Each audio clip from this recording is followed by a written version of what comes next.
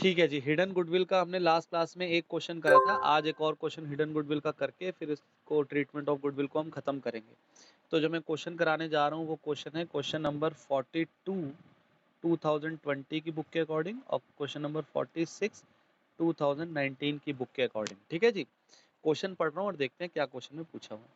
कह रहा है Asin and Shreyas are partners in a firm. ठीक है, और उसके बाद कुछ नहीं बताया कि ये कौन से मतलब इनकी प्रॉफिट शेयरिंग रेशियो नहीं बताई हुई। ठीक है, बस ये बोला है असिन और श्रेयस पार्टनर्स हैं तो इनका प्रॉफिट शेयरिंग रेशियो मतलब 1:1 हो गया। ठीक है जी, ठीक है जी, क्या कह रहा है? कह रहा है असिन और श्रेयस पार्टनर्स हैं। उसके बाद लिखे they admit Ajay as a new partner with 1/5 share in the profits of the firm. तो कह रहा है असिन और श्रेयस, असिन और श्रेयस दो पार्टनर्स हैं जिनका प्रॉफिट शेयरिंग रेशियो 1:1 है। नहीं दिया हुआ तो हम इक्वल मानते हैं। और वो अजय अजय को 1/5 शेयर के लिए अपने बिजनेस में एंटर कर रहे हैं, एडमिशन करा रहे हैं उसका। Ajay bring 5 lakh as his share of capital. Ajay जो है अपनी कैपिटल जो लेकर आ रहा है वो लेकर आ रहा है 5 लाख रुपीज। ठीक है जी, उसके बाद कह रहे हैं the value of the total assets of the firm was 15 lakh and outside liabilities were valued at 5 lakh. तो कह रहे हैं जो टोटल एसेट है ना फर्म की, टोटल एसेट जो है वो है 15 लाख और आउटसाइडर लायबिलिटी जो है वो है 5 लाख। ठीक है जी, ये बताया आपको अभी तक। Can I give necessary journal entry to record goodwill at the time of Ajay's admission also show your workings. ठीक है, तो आप ये देखो पहले तो ये इन्फॉर्मेशन जो दी हुई है सारी मैंने लिख दी कि असिन और श्रेयस 1:1 का शेयर है, अजय 1/5 शेयर के लिए आ रहा है, वो कैपिटल 5 लाख रुपए लेकर आ रहा है और टोटल एसेट और टोटल लायबिलिटी जो है वो फर्म की दे रखी है इतनी। ठीक है जी। अब देखो इसमें कहीं पे भी गुडविल का कोई नाम नहीं है और हमसे क्वेश्चन में पूछा है कि गुडविल निकालो कितनी है। तो आप खुद सोचो कि इसका मतलब हिडन गुडविल है का क्वेश्चन है ये, जब गुडविल का कोई नामो निशान नहीं है और क्वेश्चन में कह रहे हैं गुडविल बताओ। तो इस केस में मैंने आप लोगों को याद है क्या करते हैं हम, दो दो कैपिटल निकालते हैं हम और उनको आपस में माइनस कर देते हैं। दो कैपिटल कौन सी होती है? एक तो इसकी कैपिटल से, अजय की कैपिटल से हम टोटल कैपिटल निकालते हैं। ठीक है, और फिर हम एक और कैपिटल निकालते हैं जो किसकी होती है? असिन, श्रेयस और अजय की, तीनों की मिला के। और उन दोनों का जो डिफरेंस होता है, जो इससे टोटल कैपिटल निकलती है और जो इन तीनों की टोटल कैपिटल होती है, उन दोनों को हम आपस में माइनस करते हैं तो हमारी हिडन गुडविल निकल जाती है। याद है ना, हमने लास्ट क्लास में ऐसे करा था। तो अब पहले सबसे पहले क्या करते हैं, हम टोटल कैपिटल निकालते हैं फर्म की कितनी होगी। जरा देखो, total capital of the firm कैसे निकलेगी? अजय कितने शेयर के लिए आ रहा है? 1/5 शेयर के लिए और 5 लाख कैपिटल ला रहा है। तो अगर हमें total capital of the firm निकालनी है तो क्या करूं? 5/1 इसका रेसिप्रोकल कर देंगे तो ये आ गया 25 लाख। इसका मतलब total capital of the firm कितनी हो गई? 25 लाख। ठीक है ना। और अब क्या निकाल लें हम? असिन, श्रेयस प्लस अजय, तीनों की कैपिटल, तीनों की कैपिटल। जरा मुझे बताओगे असिन और श्रेयस की कितनी कैपिटल है फर्म की? मतलब असिन, श्रेयस और अजय की। अजय की तो मुझे पता है कितनी है, 5 लाख रुपए। अजय कितनी कैपिटल लाया? 5 लाख रुपए। असिन और श्रेयस की कैपिटल बता सकते हो कितनी है? क्योंकि इस क्वेश्चन में नहीं नहीं, ध्यान से देखो, 15 लाख नहीं है टोटल की। असिन और श्रेयस की पूछ रहा हूं मैं, असिन और श्रेयस की बताओ। बता सकते हो आप लोग असिन और श्रेयस की कैपिटल कितनी है? क्योंकि अभी हमने जब पिछला क्वेश्चन करा था लास्ट क्लास में जिसमें अनिल और सुनील थे, तो उसमें बताया हुआ था अनिल की 3,20,000 है, सुनील की 2,40,000 है, ऐसे बताया हुआ था। पर यहाँ पे इस क्वेश्चन में असिन और श्रेयस की कैपिटल नहीं बताई हुई इंडिविजुअल, लेकिन इन दोनों की कैपिटल बताई हुई है। जरा देखो, अजय जिस दिन फर्म में आ रहा है, उससे कल आने वाला है ना, अजय फर्म में कल आने वाला है, तो उसके आने से पहले कौन कौन है पार्टनर्स? असिन और श्रेयस। तो असिन और श्रेयस 2 पार्टनर है, उनके पार्टनरशिप फर्म की टोटल एसेट और आउटसाइडर लायबिलिटी दी हुई है। अगर आप लोगों को 11th क्लास का अकाउंटिंग इक्वेशन का फॉर्मूला याद हो तो अकाउंटिंग इक्वेशन क्या होती है?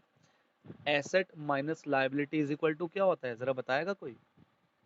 एसेट माइनस लायबिलिटी कैपिटल होता था ना, 11th में पढ़ा था आपने।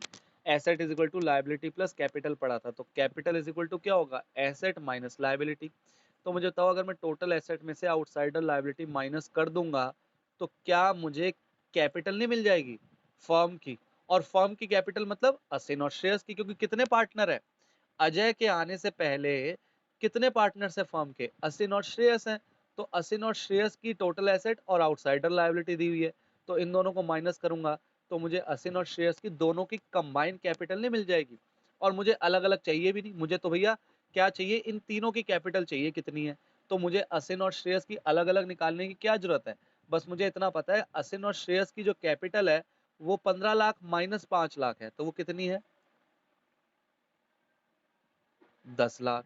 ठीक है जी, कैसे निकाला मैंने ये? 15 लाख माइनस 5 लाख। ठीक है, कैसे निकाला? Total asset minus outsider liability. याद रहेगा आप लोगों को? कितनी हो गई इसका मतलब? 15 लाख। असिन, श्रेयस और अजय की कैपिटल कितनी हो गई? 15 lakh. Total capital of the firm कितनी है? 25 लाख। तो अब आप लोगों को पता है क्या करते हैं हम? हिडन गुडविल कैसे निकलती है? This minus this. तो 25 लाख माइनस 15 लाख, तो आपकी हिडन गुडविल कितनी आ गई?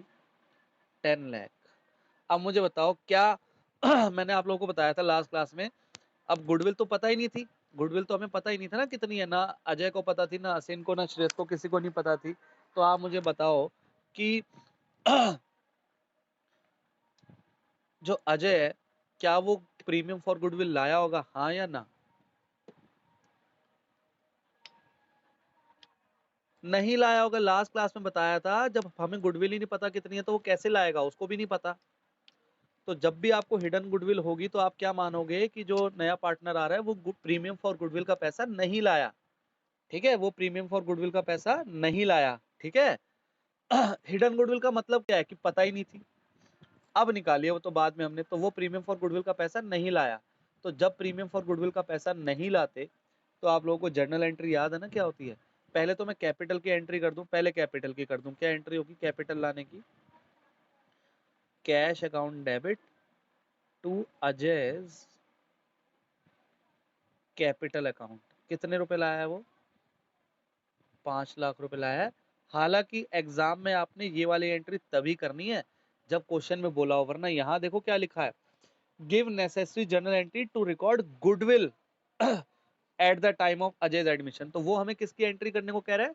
सिर्फ गुडविल की। लेकिन ये मैं आपको समझाने के लिए करा रहा हूं इसमें। अगर क्वेश्चन में सिर्फ लिखा होता प्लीज ऐसे लिखा होता give necessary journal entry full stop, तब आप ये एंट्री करते। क्यों? क्योंकि क्वेश्चन में लिखा हुआ है कि अजय कैपिटल लेकर आया है, और जब क्वेश्चन में लिखा है गिव नेसेसरी जर्नल एंट्री तो हमें ये एंट्री भी करनी पड़ेगी और गुडविल की भी करनी पड़ेगी। लेकिन अगर क्वेश्चन में लिख देता है give necessary journal entry to record goodwill, तो उसने स्पेसिफाई कर दिया ना आपको कि गुडविल की एंट्री करने के लिए कह रहे हैं भाई हम, तब ये वाली एंट्री मत करना, सिर्फ वो प्रीमियम फॉर गुडविल वाली करना। तो क्या होगी जरा गुडविल के लिए क्या एंट्री होगी? अजय नहीं लेकर आया है प्रीमियम फॉर गुडविल का पैसा। तो क्या करते हैं जब वो पैसा नहीं लाता तो जो नया पार्टनर आता है वो नहीं लाता तो क्या करते हैं? हाँ जी, अजय कैपिटल या फिर करेंट अकाउंट, दोनों में से कुछ भी कर सकते हैं ना। फिर भी मैंने आप लोगों को पहली प्रेफरेंस दी है कि आप कैपिटल वर्ड यूज करो। अजय कैपिटल अकाउंट या Ajay current account debit to sacrificing partners. अब इसमें कौन कर रहे हैं सैक्रिफाइस? इसमें असिन और श्रेयस इक्वल ही सैक्रिफाइस कर रहे हैं, क्योंकि क्वेश्चन में उनकी प्रॉफिट शेयरिंग रेशियो 1:1 दी हुई है, और जो नया पार्टनर आ रहा है 1/5 शेयर के लिए आ रहा है, और उसके बाद कोई कंडीशन नहीं लगी हुई, कोई कंडीशन नहीं है। इसका मतलब उनकी जो ओल्ड रेशियो है वही उनकी सैक्रिफाइसिंग रेशियो है। तो जरा ये लिख दूं मैं, कौन कौन है? असिन्स कैपिटल अकाउंट और टू श्रेयस कैपिटल अकाउंट। और अब कितने आएंगे इसकी कैपिटल, कितनी प्रीमियम फॉर गुडविल बनेगी इसकी? 10 लाख तो फर्म की गुडविल है। और अजय कितने उसके लिए आ रहा है शेयर के लिए? 10 लाख तो जो है गुडविल फर्म की है। और जो अजय, हाँ अजय अजय अजय जो आ रहा है वो 1/5 के लिए आ रहा है। तो कितनी हो गई उसकी कैपिटल प्रीमियम फॉर गुडविल कितनी हो गई उसकी? 2 लाख। तो 2 लाख रुपीज लाने हैं उसको, जो नहीं लाया वो, इसलिए उसकी कैपिटल डेबिट कर दी। और ये 2 लाख असिन और श्रेयस को किस रेशियो में बढ़ जाएंगे? इक्वल। सेक्रीफाइसिंग रेशियो क्या है इनकी? इक्वल है। ठीक है, समझ आया कि नहीं आया? पहले तो ये बताओ आप लोग। क्वेश्चन नंबर 41 2020 की बुक में, और क्वेश्चन नंबर 45 2019 की बुक के अकॉर्डिंग जरा क्वेश्चन पढ़ रहा हूँ। कह रहा है एक्स और वाई दो पार्टनर्स है जिनकी कैपिटल 50,000 ईच है। उनकी कैपिटल 50,000 ईच है, और they admit Z as a partner for 1/4 share in the profits of the firm. तो जो भी आगे क्वेश्चन लिखा है उसमें इनकी कोई कंडीशन नहीं है, तो इसका मतलब एक्स और वाई का जो प्रॉफिट शेयरिंग रेशियो वो 1:1 है, इक्वल है, क्योंकि क्वेश्चन में कुछ कहा नहीं हुआ तो इक्वल मानेंगे।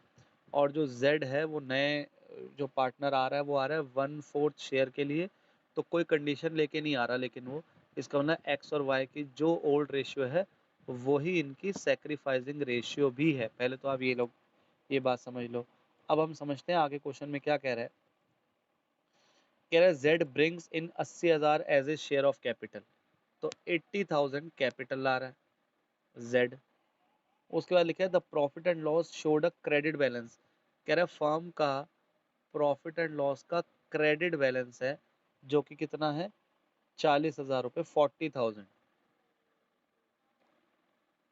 ठीक है, और बस और क्वेश्चन कुछ नहीं कह रहा।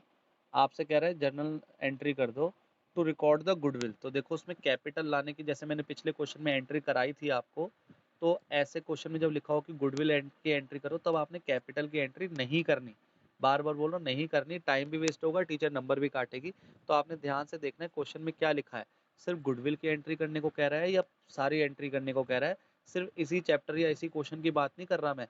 और भी आप जो आगे चैप्टर्स पढ़ोगे, पीछे भी आप जितने चैप्टर्स पढ़ चुके हो, तो आपने ध्यान से देखना है कि जब वो कह रहा है जर्नल एंट्री करो या कुछ और क्वेश्चन में बोल रहा है, तो किस चीज़ का वो जर्नल एंट्री मांग रहा है। मतलब कि सभी का जो हमने सारे करनी है वो, या सिर्फ एक पर्टिकुलर टॉपिक की वो जर्नल एंट्री करने को कह रहा है, ये क्वेश्चन में देखना है आपने। तो इस क्वेश्चन में सिर्फ वो गुडविल की एंट्री करने को कह रहा है।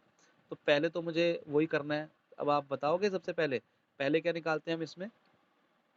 अब क्वेश्चन करने जा रहा हूँ मैं। Total capital of the firm कितना हो जाएगा? 80,000 इंटू 4/1। 80,000 डिवाइड बाय 4/1 हो जाएगा। ठीक है जी, तो कितना आ जाएगा? 3,20,000। तो 3,20,000 आ गया total capital of the firm. अब दूसरी चीज क्या निकालनी होती है हमें? x plus Y plus Z, इन तीनों की कैपिटल, और इनको आपस में माइनस कर देंगे। अब मुझे इनकी इसकी z की तो कैपिटल पता है। z की कैपिटल है 80,000 रुपीज। अब मुझे आप x और y की कैपिटल, ज़रा क्वेश्चन देखो आप लोगों के पास है, और मुझे बताओ ज़रा x और y की कितनी कैपिटल लिखूं मैं? आप कंबाइन भी बता सकते हो, अलग अलग भी बता सकते हो, आप लोगों की मर्जी। हिमांशु कह रहे हैं कि सर 70,000 बोल रहे हैं, मतलब कि 1,40,000। आयुष और हर्षिता भी कुछ बोलना चाहेंगे कि सर इनकी कैपिटल कितनी कितनी होगी एक्स और वाई की?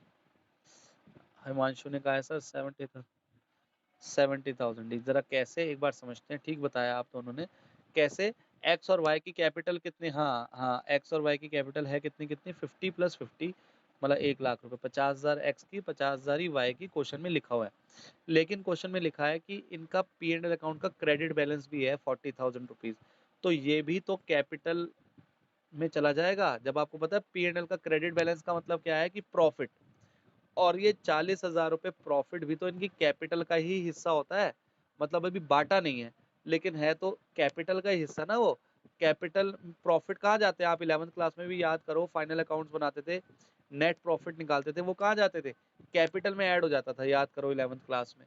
तो ये जो 40,000 रुपए हैं ये फर्म के थोड़ी है, ये 40,000 रुपए पार्टनर्स के तो है, अभी उनके कैपिटल में ऐड नहीं हुए हैं, लेकिन आपको तो बिल्कुल सही कैपिटल निकालनी है ना, तो 50,000 तो कैपिटल हो गई एक्स की, प्लस 40,000 में उसका हिस्सा कितना है, 1:1 के हिसाब से 20, तो 70,000 एक्स की कैपिटल हो गई और वाई की भी 70,000 कैपिटल हो गई।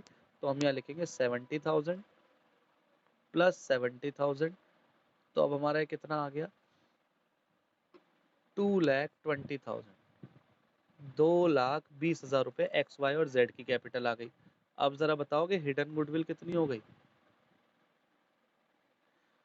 This minus this, 3,20,000 minus 2,20,000, that is 1 lakh. तो हमारे फर्म की गुडविल कितनी हो गई, हिडन गुडविल 1 लाख। और अगर हम शेयर निकालें किसका, share of goodwill of Z, तो 1 लाख तो फर्म की गुडविल हो गई, वो कितने शेयर के लिए आ रहा है, 1/4 शेयर के लिए जेड आ रहा है। तो इसके कितनी कैपिटल हो गई, ओ गुडविल हो गई, प्रीमियम फॉर गुडविल 25,000 रुपए। जरा मुझे हिमांशु फिर से जवाब देगा, क्योंकि हिमांशु ने पहले गलत जवाब दिया था, फिर मैं हिमांशु से पूछ रहा हूँ कि हिमांशु क्या ये 25,000 रुपए प्रीमियम फॉर गुडविल को लेके आया है, हाँ या ना, नहीं लेकर आया। तो उस केस में क्या एंट्री करते हैं हम क्या एंट्री करेंगे, जेड्स कैपिटल और करेंट अकाउंट डेबिट 25,000 रुपए और सेक्रीफाइसिंग पार्टनर्स को क्रेडिट कर देंगे। कौन है सेक्रीफाइसिंग, एक्स कैपिटल अकाउंट और 2 वाइज कैपिटल अकाउंट, और ये 25,000 रुपए एक्स और वाई उनकी सेक्रीफाइसिंग रेशियो जो कि 1:1 ही है, तो 12,500 और 12,500 ये वो आपस में डिस्ट्रीब्यूट कर लेंगे। किसी को डाउट इस क्वेश्चन में कोई प्रॉब्लम है तो मुझसे पूछ सकता है। हाँ जी, अगला जो हम स्टेप नंबर 3 है वो पढ़ने जा रहे हैं, जिसका नाम है treatment of accumulated reserves profit and loss. ठीक है जी, अब आप मुझे बताना, आप लोग ही बताओगे, देखो इसका आंसर मैं नहीं बताऊंगा। ए और बी दो पार्टनर है जिनका प्रॉफिट शेयरिंग रेशियो है 2:1। सी कल से हमारा पार्टनर बनने वाला है, जो आ रहा है 1/4 शेयर के लिए, ठीक है, 1/4 शेयर के लिए आ रहा है, कोई कंडीशन नहीं है, कुछ नहीं है। अब मुझे बताओ बैलेंस शीट है, बैलेंस शीट में यहाँ जनरल रिजर्व है, यहाँ प्रॉफिट एंड लॉस अकाउंट है, ये एसेट है, ये लायबिलिटी है, ये 60,000 है, ये 30,000 है। ठीक है, ए और बी का प्रॉफिट शेयरिंग रेशियो 2:1 है। सी कल से अब हमारा पार्टनर बनने वाला है 1/4 शेयर के लिए, और इसके आने से पहले, मतलब जिस दिन ये आ रहा है उससे एक दिन पहले, हमारी बैलेंस शीट में क्या है, इस तरफ जनरल रिजर्व है 60,000 और इधर प्रॉफिट एंड लॉस अकाउंट है 30,000।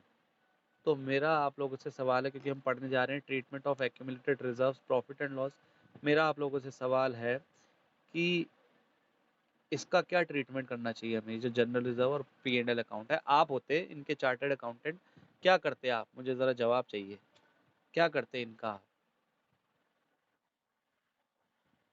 हिमांशु कह रहा है सर ये जो जनरल रिजर्व है वो ओल्ड रेशियो में बांट दूं, अगर जनरल रिजर्व ओल्ड रेशियो में बांटूंगा तो फिर ओल्ड पार्टनर्स को ही बटेगा, ए और बी को, सी को कुछ नहीं मिलेगा। इस बात पे हर्षिता और आयुष को कुछ कहना है क्या।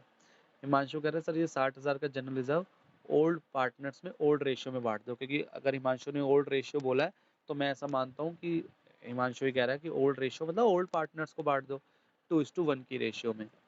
और हिमांशु फिर ये जो P&L अकाउंट है इधर, इसका क्या करूँ।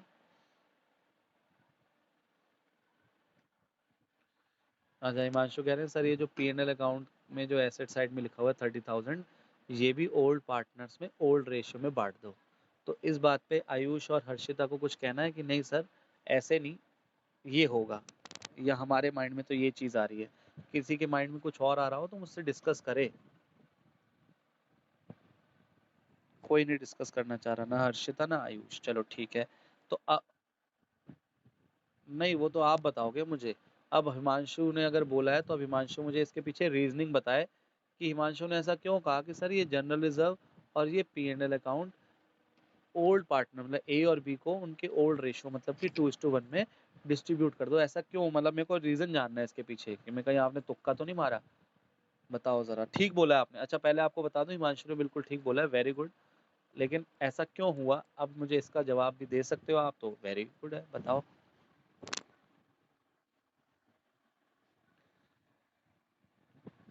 अच्छा फिर भी और अच्छे से जवाब चाह रहा हूँ मैं, ये आप और अच्छा जवाब दे सकते हो इस बात का। नहीं मैं और तीसरा जवाब।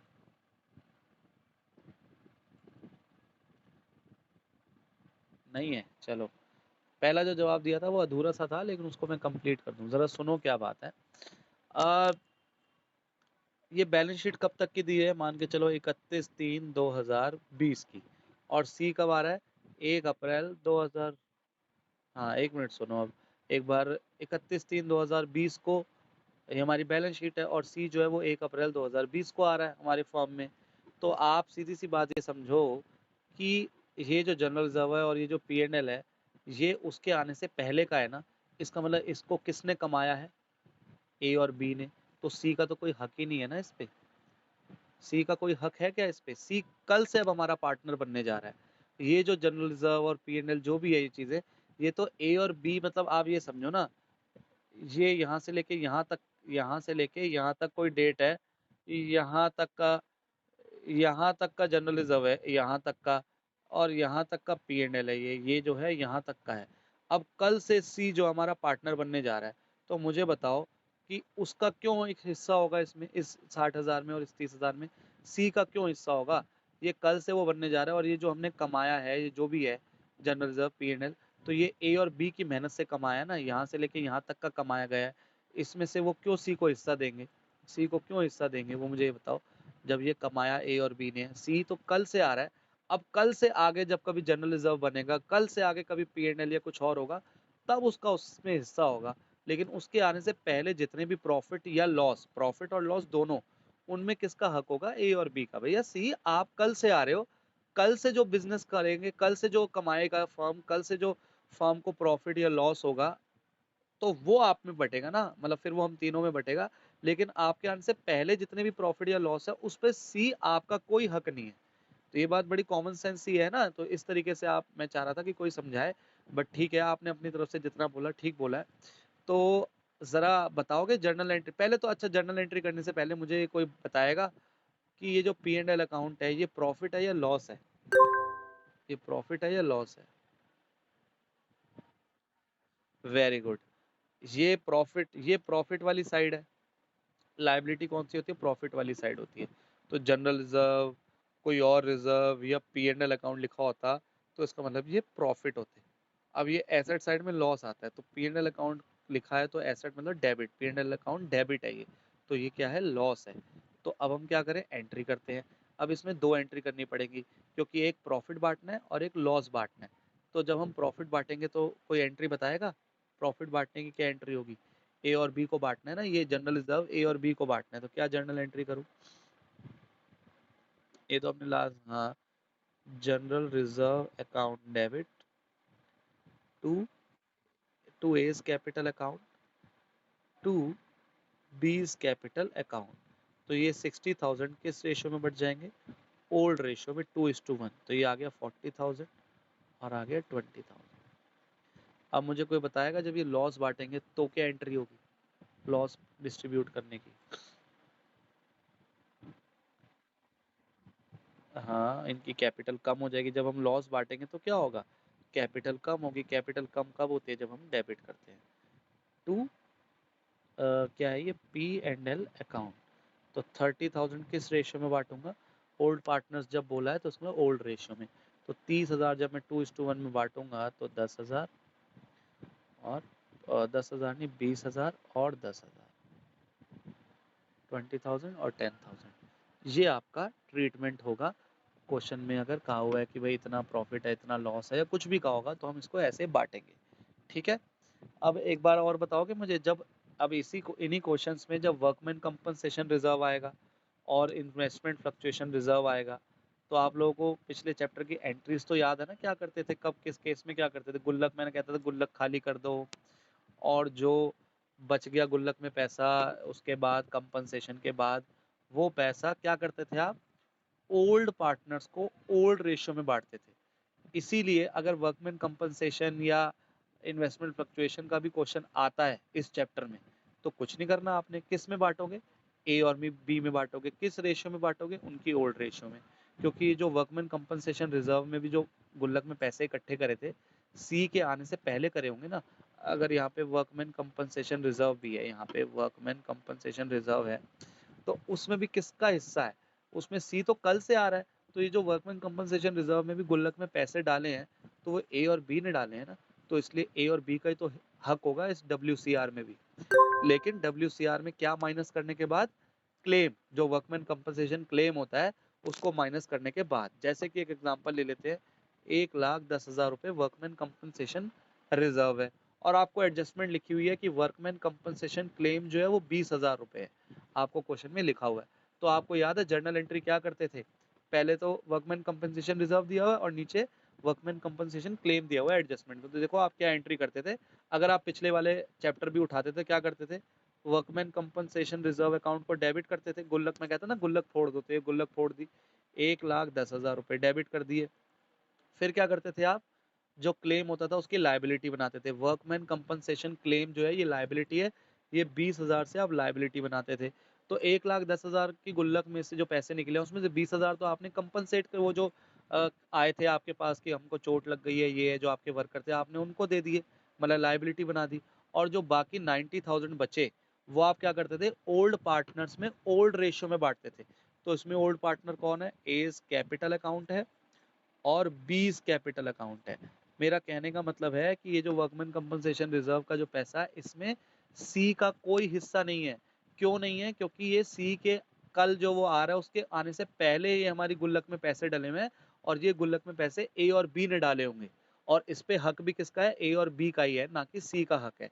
तो अब कितना बचा, 90,000, और 90,000 ये किस रेशियो में बांट लेंगे, 2:1 में, मतलब 60,000 और 30,000। ऐसे ही आपने वर्कमैन कंपनसेशन जो था, हमने जो पिछले चैप्टर में पढ़ा था, सेम वैसे ही ट्रीटमेंट होंगे। अगर कभी कभार क्या होगा, क्लेम ज़्यादा होगा, रिजर्व कम होएगा, तो उसमें रियलाइजेशन, वो रिवैल्यूएशन अकाउंट खुल जाता है, और वो रिवैल्यूएशन अकाउंट का जो लॉस होगा वो ए और बी बियर करेंगे। बोला आपने सारे केसेस करे हुए हैं, मुझे पता है, उसमें कोई डाउट है नहीं। तो अभी आप लोग एक ज़रा क्वेश्चन आप लोग मुझे करके बताओ, मैं एक क्वेश्चन आप लोगों को दे रहा हूँ, ज़रा वो करके बताओ मुझे। अ,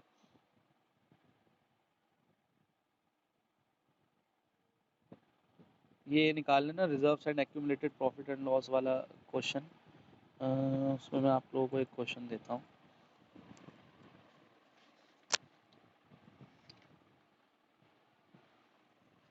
ये क्वेश्चन दिखाता हूँ मैं, ये दिख रहा होगा आप लोगों को। एक,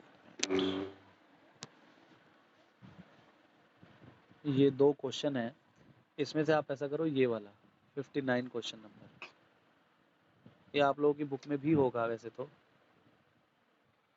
हाँ जी, ये क्वेश्चन नंबर 61 है 2019 की बुक में, और क्वेश्चन नंबर 56 है 2020 की बुक में।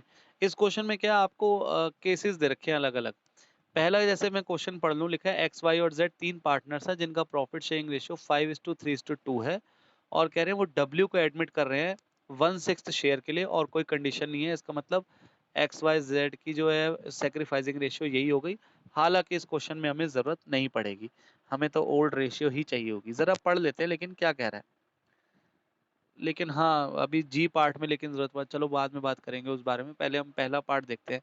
कह रहा है ए और बी कहाँ से आ गए इसमें। अच्छा, ये सारे अलग अलग केसेस हैं, पहले ए वाला केस देखते हैं, ठीक है। अब हाँ, पहले ए की बात करो, चलो अभी जी पार्ट भी है, पहले ए की बात करो। कह रहा है एक्स वाई जेड तीन पार्टनर है 5:3, और ये दे रखा है आपको। अब देखो, general reserve, contingency reserve, P and L account और एडवर्टाइजमेंट सस्पेंस दे रखा है ये पहले वाले पार्ट में। तो आप क्या करोगे इसमें, जनरल रिजर्व, कंटिजेंसी रिजर्व और P and L account X Y Z को बांट दोगे, इनकी कैपिटल क्रेडिट कर दोगे, और ये डेबिट कर दोगे, सारे एक साथ ही कर देना एक ही एंट्री में। और दूसरा जो एडवर्टीजमेंट सस्पेंस है ये लॉस है, इससे इनकी कैपिटल कम होगी, तो XYZ डेबिट हो जाएंगे और ये क्रेडिट कर देंगे एडवर्टीजमेंट सस्पेंस। पहला पार्ट खत्म। अब आते हैं दूसरे बी पार्ट पे। बी पार्ट में कह रहा है ए और बी दो पार्टनर है 4:3 की रेशियो में। 1 अप्रैल 2019 को सी आ रहा है नया पार्टनर, ठीक है। और सी के आते हुए टाइम पे बैलेंस शीट जो ए और बी की थी वो जनरल रिजर्व दिखा रही थी 84,000 का और debit balance of 8400 in the P&L account. तो यही क्वेश्चन है जो भी आपने पीछे करा है, जो मैंने आप लोगों को करने को दिया, मतलब जिसमें क्या करेंगे, जनरल रिजर्व बांट देंगे ए और बी को ओल्ड रेशियो में, और P&L अकाउंट जो है डेबिट बैलेंस वो भी बांट देंगे ए और बी को। तो ए और बी डेबिट हो जाएंगे और P&L अकाउंट क्रेडिट हो जाएगा क्योंकि ये लॉस है। और जनरल रिजर्व जब बांटेंगे तो जनरल रिजर्व डेबिट हो जाएगा 84,000 से और ए और बी क्रेडिट हो जाएंगे क्योंकि रिजर्व एक प्रॉफिट है, बांटेंगे तो उनकी कैपिटल बढ़ेगी। किस रेशियो में? ओल्ड रेशियो में 4:3। अब आते हैं पार्ट सी पर। कह रहे give the journal entry to distribute workman compensation reserve. हाँ जी, देख लेना ध्यान से। WCR के लिए एंट्री को कह रहा है 72,000 का है eight the time of admission of Z. कह रहा है जेड के एडमिशन के टाइम पर हमारे जो बैलेंस शीट है, जो कि एक्स और वाई की बैलेंस शीट है, उसका जो वर्कमैन कंपनसेशन रिजर्व है बैलेंस शीट में वो 72,000 दिखा रहा है और कह रहा है there is no claim against it. तो वर्कमैन कंपनसेशन रिजर्व के अगेंस्ट में कोई क्लेम नहीं है। तो और पार्टनर्स जो है वो एक्स और वाई है, कोई प्रॉफिट शेयरिंग रेशियो नहीं दे रखी, तो 1:1 है। तो इसकी एंट्री कोई बताना चाहेगा क्या होगी? सी पार्ट का जो लिखा है, आप में से कोई ट्राई करना चाहेगा? आप दोनों ही हो क्लास में तो कोई बताए आप दोनों में से। हाँ, WCR account debit to X capital account to Y's capital account, बिल्कुल ठीक बताया आयुष ने। और 72,000 बांट देंगे क्योंकि कोई क्लेम नहीं है। तो पूरा का पूरा जो गुल्लक फोड़ी और जो गुल्लक फोड़ के पैसा आया वो पूरा का पूरा किसका है? एक्स और वाई का। किस रेशियो में? उनकी ओल्ड रेशियो में। एक मिनट, और उनकी ओल्ड रेशियो में क्या रेशियो? एक मिनट। तो ये 72,000 जो है वो एक्स और वाई में 36,000 इक्वल बढ़ जाएगा क्योंकि उनकी ओल्ड रेशियो नहीं दे रखी तो इक्वल ही मानते हैं। आपके में अलग पार्ट दे रखे होंगे हिमांशु, आप लोग की बुक में कोई नहीं, लेकिन आप ये वाले देख लो। हाँ तो कोई नहीं, अब इसमें देख लो आप उसमें है या नहीं। तो अब आप इसमें देखो अगला डी पार्ट। कह रहा है give the journal entry to distribute WCR। फिर से आया क्वेश्चन कि WCR जो है वो 72,000 है और क्लेम है 48,000 का। क्लेम कितना है? 48,000 का है इस वाले केस में। और कह रहा है एक्स और वाई दो पार्टनर है और ऑब्वियसली इनका प्रॉफिट शेयरिंग रेशियो इक्वल होगा। इसकी एंट्री बताना चाहेंगे आयुष या हिमांशु में से कोई? डी पार्ट की। WCC नहीं डेबिट होएगा, WCR ही डेबिट होता है हमेशा। हाँ आराम से, WCR अकाउंट डेबिट। हाँ बिल्कुल ठीक, मैं भी बोल देता हूँ एक बार। आप लोगों ने जो बोला है, आप लोगों ने कहा है WCR गुल्लक फोड़ दी account debit, WCR account debit 72,000 to WCC मतलब वर्कमैन कंपनसेशन क्लेम 48,000 का है और बाकी बच गए 24,000 रुपए। 72,000 में गुल्लक फोड़ी, 48,000 की लाइबिलिटी थी वो साइड कर दी और बाकी बचे 24,000 रुपए। तो वो to X capital to Y's capital 24,000 रुपए एक्स और वाई को बढ़ जाएगा। बिल्कुल ठीक। अब आते हैं ई पर। अब इसमें आ गए इन्वेस्टमेंट फ्लक्चुएशन रिजर्व। जरा देखते हैं क्या लिखा है। ये वाली बताना तो मुझे मजा आएगा जरा कि आप लोगों ने बताई है। कह रहा है जो जर्नल एंट्री कर दो IFR को बांटने की, जो कि 24,000 रुपए है। इन्वेस्टमेंट फ्लक्चुएशन रिजर्व जो लाइबिलिटी साइड में शो कर रहा है वो 24,000 रुपीज है। Eight the time of admission of Z, investment जो थी उसकी मार्केट वैल्यू थी 1,10,000 और हमारी बुक्स में मतलब हमारी बैलेंस शीट में हमने कितने की खरीदी है? वो 1,20,000 की। और हमारे जो इस टाइम आज की डेट में उसकी मार्केट वैल्यू वो 1,10,000 रुपए है। तो कह रहा है कि दो पार्टनर्स हैं एक्स और वाई, तो ऑब्वियसली उनका प्रॉफिट शेयरिंग रेशियो इक्वल होएगा। तो जरा कोई बताना चाहेगा इसकी जर्नल एंट्री? 24,000 रुपए। हाँ, IFR account debit 24,000, to investment 10,000 और 2x और 2y। ठीक है, इन्होंने क्या करा है, हिमांशु कह रहे हैं कि सर IFR 24,000 रुपए है, गुल्लक फोड़ दो। तो IFR अकाउंट डेबिट कर दिया 24,000 रुपए से। हमें इन्वेस्टमेंट का लॉस कितना हुआ है? इन्वेस्टमेंट हमने लिखी हुई है 1,20,000 कॉस्ट और आज उसकी वैल्यू 1,10,000 है, तो इसका मतलब हमें 10,000 का लॉस हो रहा है। तो क्या 10,000 के लॉस झेलने के लिए हमारी गुल्लक में पैसे हैं? हाँ है। तो हम क्या करेंगे, IFR अकाउंट डेबिट 24,000 रुपए और इन्वेस्टमेंट की वैल्यू कम होगी तो क्रेडिट करेंगे, तो टू इन्वेस्टमेंट 10,000 रुपए। तो 24,000 में से 10,000 गए, कितना बचा? 14,000। तो 14,000 किसको मिल जाएंगे? एक्स और वाई को। तो पूरी एंट्री फिर से बोल रहा हूँ, IFR account debit 24,000, to investment 10,000, to X capital to Y's capital 7,000 रुपए, क्योंकि 14,000 बचेंगे जो एक्स और वाई ले लेंगे इक्वल रेशियो में, क्योंकि इनकी प्रॉफिट शेयरिंग रेशियो क्वेश्चन में दी नहीं हुई है। अब बात करते हैं एफ पार्ट की। कह रहे give the journal entry to distribute general reserve of 4800 at the time of admission of Z when 20% of the general reserve is transferred to investment fluctuation reserve. The firm has two partners X and Y. ये वाली नहीं दे रखी क्या हिमांशु की book में? ये वाली के नहीं दी हुई है, ये दी हुई है। अच्छा ठीक है, ये वाली है ना जो मैंने पढ़ी अभी 20% वाली। ठीक है, तो इसमें क्या करेंगे? कुछ भी नहीं है। कह रहा हमारा जो जनरल रिजर्व है 4800 बना हुआ है, लेकिन कह रहा है इस 4800 के जनरल रिजर्व में से 20% हम आईएफआर में ट्रांसफर कर देंगे। तो जरा कोई आगे का नहीं पढ़ रहा मैं, जरा मुझे बताओगे अगर मेरे को जनरल रिजर्व का पैसा आईएफआर में ट्रांसफर करना है तो क्या एंट्री होगी? अभी अमाउंट की बात नहीं कर रहा, एक चीज कह रहा है जनरल रिजर्व का जो पैसा है वो आईएफआर में ट्रांसफर कर दो। तो आप लोगों के हिसाब से क्या जर्नल एंट्री बनेगी इसकी?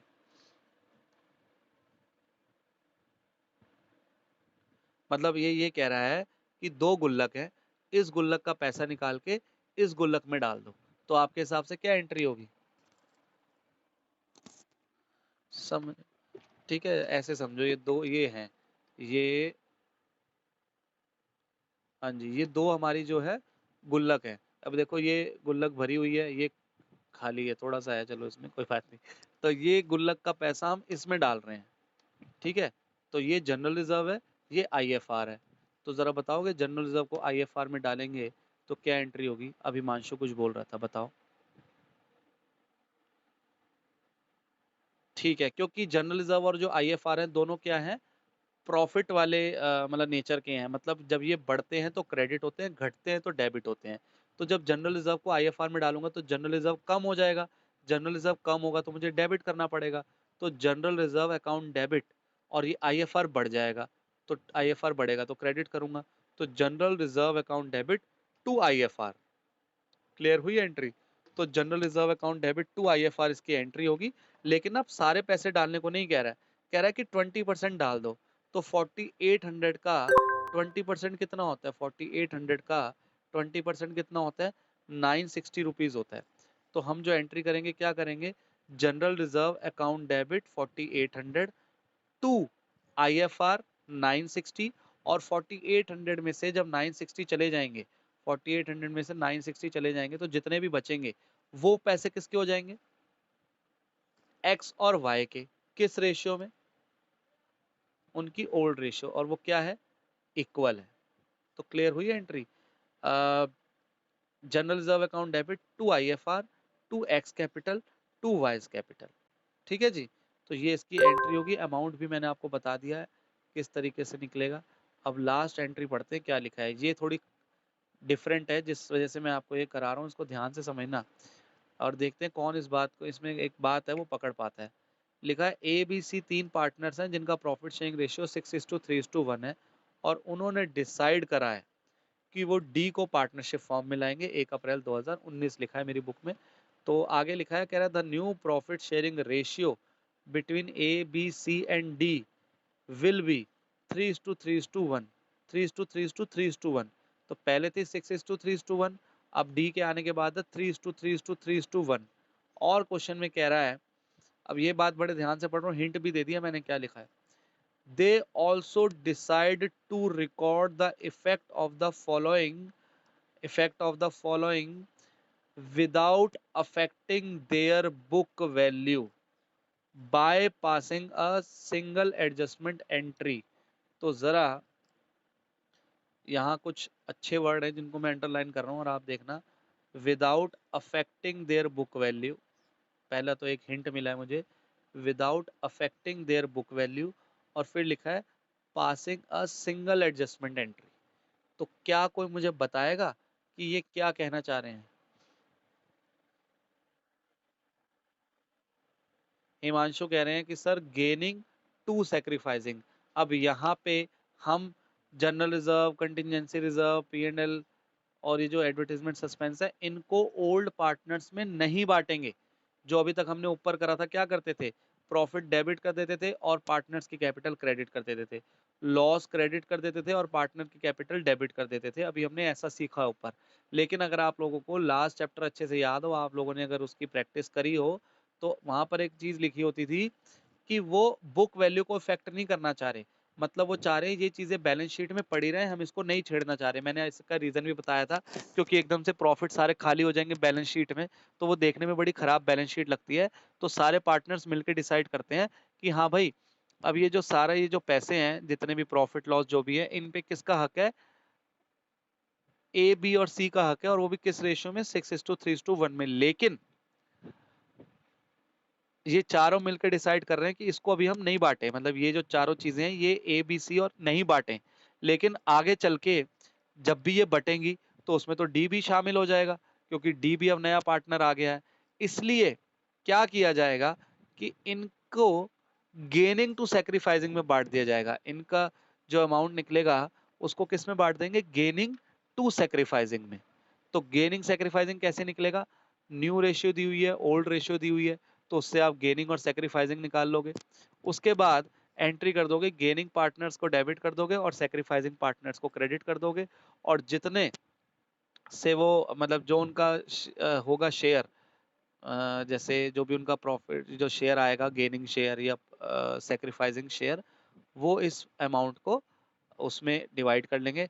और इन सबको प्लस मत कर देना। 1,50,000 प्लस होएगा, 60,000 प्लस होएगा, 90,000 प्लस होएगा, और 1,20,000 माइनस होएगा, क्योंकि एडवर्टाइजमेंट सस्पेंस जो है एक लॉस होता है, और P&L लिखा है लेकिन क्रेडिट लिखा है, तो ये प्रॉफिट है। कंटिजेंसी रिजर्व एक प्रॉफिट है, जनरल रिजर्व एक प्रॉफिट है। तो ये तीनों को प्लस करेंगे और जो लास्ट वाला है उसको माइनस करेंगे। तो जो वो अमाउंट आएगा वो इनमें हम क्या करेंगे? गेनिंग टू सैक्रिफाइसिंग में बांटेंगे। ठीक है जी, क्लियर हुआ आपको? तो ये क्वेश्चन आप लोग करेंगे। ये क्वेश्चन होमवर्क में आप लोगों के लिए मैंने हिंट दे दिया है। तो जरा होमवर्क में यहाँ पे लिख रहा हूँ।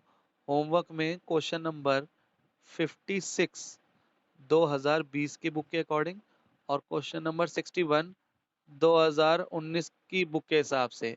ठीक है, 56 क्वेश्चन नंबर 2020 के हिसाब से और 61 क्वेश्चन नंबर 2019 के हिसाब से सेम क्वेश्चन है। और आपने ऑल पार्ट्स करने हैं, इसके सारे पार्ट्स, ये नहीं कि ये लास्ट वाला, सारे पार्ट्स करने हैं, और ये वाला तो खासकर करना है जो लास्ट वाला है।